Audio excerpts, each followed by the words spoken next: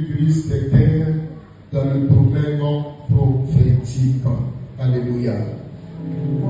Nous allons revenir dans Exode 30. Exode 30, verset 17 à 21.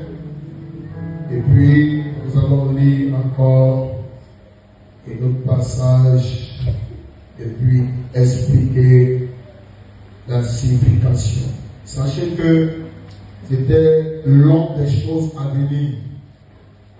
Depuis l'Ancien Testament, c'était les choses longues de l'homme à venir. Exode 30, verset 17 à 21. Exode 30, verset 17 à 21. L'Éternel parla à Moïse et dit: Tu feras une cuve d'airain avec sa base d'airain pour les ablutions. Tu la placeras entre la tente d'assignation et l'autel, et tu y mettras de l'eau. Verset 19. À laquelle Aaron et ses fils se laveront les mains, avec laquelle Aaron et ses fils se laveront les mains et les pieds. Verset 20.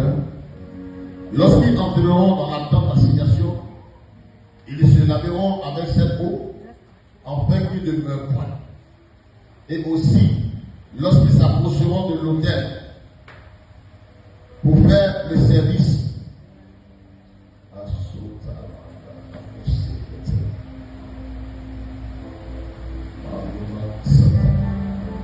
lorsqu'ils entreront dans la tente d'assignation, ils se laveront avec cette eau, afin qu'ils ne meurent point. Et aussi, lorsqu'ils s'approcheront de l'autel pour faire le service et pour offrir des sacrifices à l'Éternel, ils se laveront les mains et les pieds afin qu'ils ne meurent point. Ce sera une loi perpétuelle pour Aaron, pour ses fils et pour leurs descendants. Amen. Amen. Retenez ici, j'aimerais que tu soulignes dans ta Bible le verset 18, tu feras une cuve d'airain avec sa base d'airain pour les ablutions, tu la placeras entre la tente d'assignation et l'autel et tu mettras de l'eau. Et que tu soulignes cela.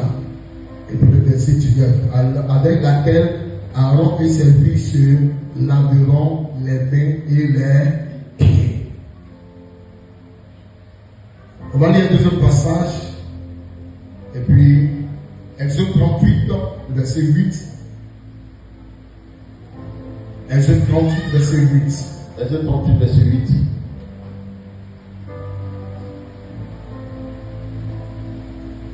J'ai la parole de Dieu. Et il fit la cuve d'airain avec sa base d'airain, en employant les miroirs des femmes qui les assemblaient à l'entrée de la tente d'assignation.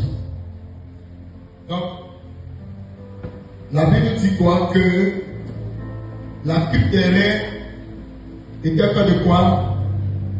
Des miroirs des femmes.